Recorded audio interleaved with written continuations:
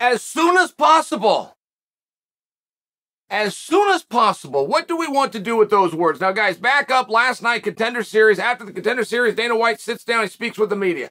Question, of course, comes up about Usman, Edwards, Part 3. Now, if I were to guess, Usman and Edwards, Part 3 happens, that's done, but the reveal gets kicked down the road. It gets kicked down the road so you can preserve the notion of a number one contendership match between Chimaev and Diaz. That would have been my guess. Okay.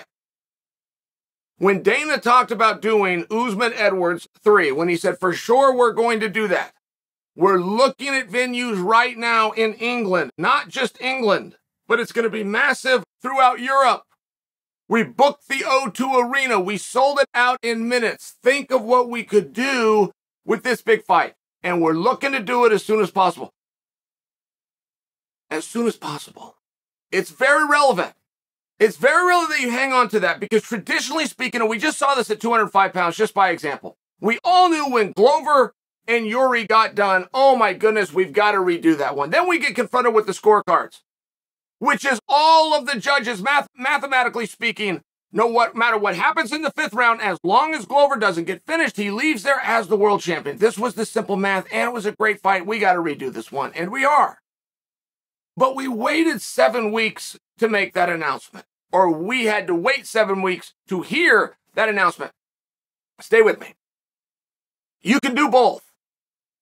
In this particular situation, you can do both because Dana said as soon as possible.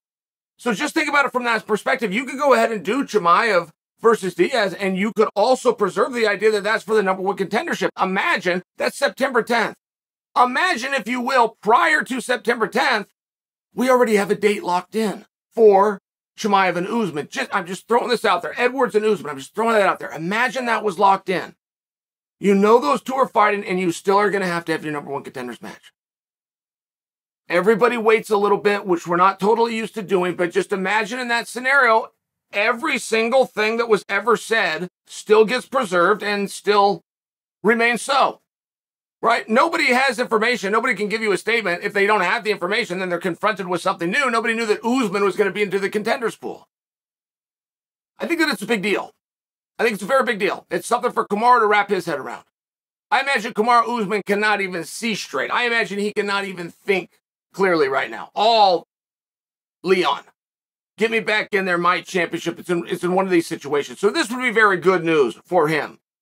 Just to get a guy that's a little bit down in the dumps, I'll get his ass out of the bed, thinking about packing his bag, thinking about heading over to the gym, right? And that's where it all starts. You got to start with just the process. Just the process of walking in and getting in there the first day.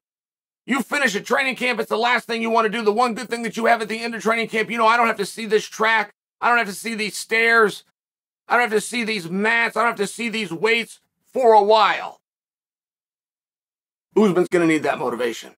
I think that that's very good news. And I think that Dana's also stating the obvious, right? We know that it should be Usman versus Edwards. We know that, and we accept that.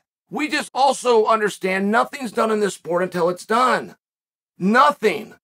We don't know about unforeseens. We don't know about injuries. We don't know about medical suspensions. We don't know if somebody hurt their hand. We just don't know these kinds of things.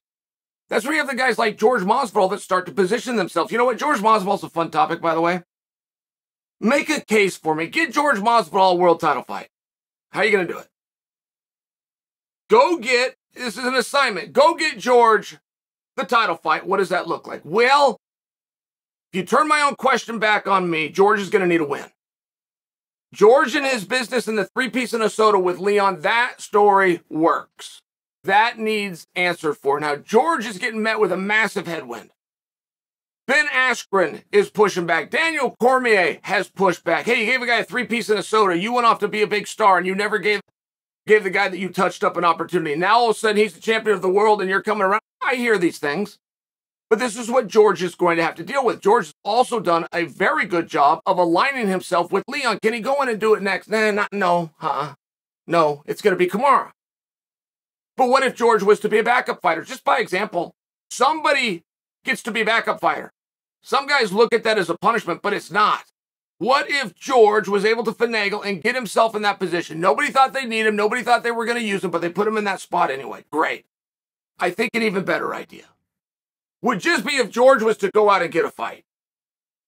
If George is to go out there and get a match, and he's been aligned with Gilbert Burns. Like, if you go beat Gilbert Burns, nobody's going to deny you of anything. You might not get a world title fight, but nobody will deny that you now could, or that you now should, or that you're now eligible. But I think that's the path for Masvidal. And I bring that out because I don't think Masvidal sees it that way.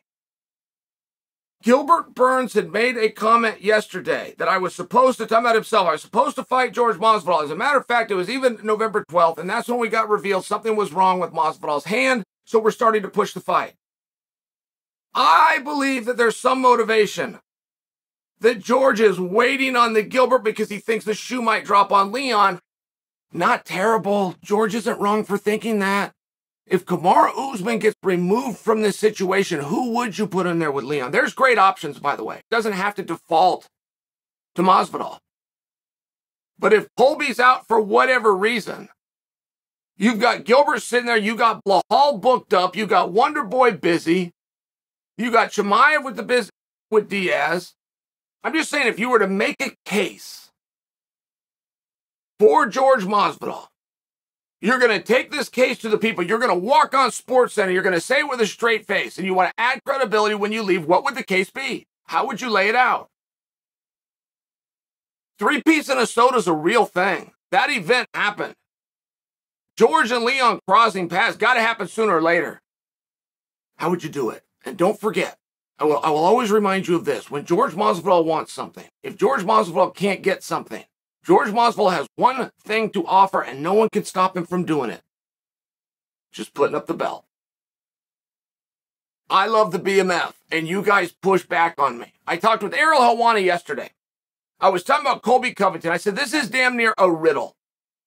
This is darn near a riddle, and I know that you can answer it. I know if you follow the sport closely, this all makes sense. But if you don't, every word that I'm going to say is about to be true. Colby Covington is a #1 contender who doesn't get to fight for the belt. Colby Covington was the interim champion who never lost and woke up one day and was no longer interim champion. Colby Covington beat the BMF champion, but was never awarded the BMF championship. Those are all true statements. If you fall a little bit closer, you can go, yeah, Chael, but here's why. I understand. But that's an interesting spot, and it's a tough spot. And Ariel tried to argue for me that Leon is the BMF champion due to lineage. That because Kamaru beat Masvidal and Leon beat Usman, that he's therefore the champion. But listen, it matters whether you put the belt up or not. I don't make these rules, and I'm not trying to be silly about it. This comes back from the days of the territory. The NWA, Ric Flair, 17-time world champion. Means he lost the belt 17 times. Okay, I guess 17 guys beat Ric Flair. No, all sorts of people beat him. Ric Flair used to do matches all of the time, and he would lose, but they were non-title match. And this was done as a strategy. They would do what's called a house show, which means to see the show, you got to be in the house. There was no cameras. They didn't have television distribution. Or sometimes they would have television distribution, and Flair would still get beat in the main event, but it was a non-title match. Then they'd put him with that same opponent on pay-per-view. And now the world knows that Flair could lose the belt. They know because they just saw this guy do it. Basic, right? I'm stating things for you, but I am stating if you're going to follow that lineage and that vernacular, which does come to us as much as you don't like it from the world of wrestling, the belt's got to be up. The correct answer for who the BMF champion is, right? The correct answer is George Masvidal. And George has that thing to put up. I don't know how he activates that, quite frankly. I mean, I don't know if he shows up with the actual hardware and hands it over should he be defeated or puts it around his... I don't actually know. I think he'd have to talk Dana into it. I think that it would have to be announced. I think that you would have to put it in a contract. I think. But either way, George still has it and it's still a chip to play. How are you going to get Masvidal a title fight? I think you're going to have a hard time doing it right away. I think that George and Leon's very real. I think Dana confronting us with the information that Usman is going to be next is appropriate. But it doesn't discount Chimaev and Diaz's opportunity at #1 contendership. Particularly because Dana said as soon as possible, and that date matters. There's few things in life that are more important than the date, guys. If I tell you I'm going to give you $1 billion, that's really exciting news, particularly if you trust me, correct? What if I don't tell you when? And then I come in and I tell you I'm going to give you a penny a year for the next 100 billion years, right? It starts to get pretty silly. You see where the date really matters. So when Dana says as soon as possible, I mean, if they book that, they turn that around, they do it all inside of 2022. There's no reason other welterweight matches don't matter. There's no reason they don't continue to politic and strategize. And there's nothing that I can see taking off of Chimaev and Diaz. I think you can preserve it all as long as we find out what the boss's definition of as soon as possible actually is.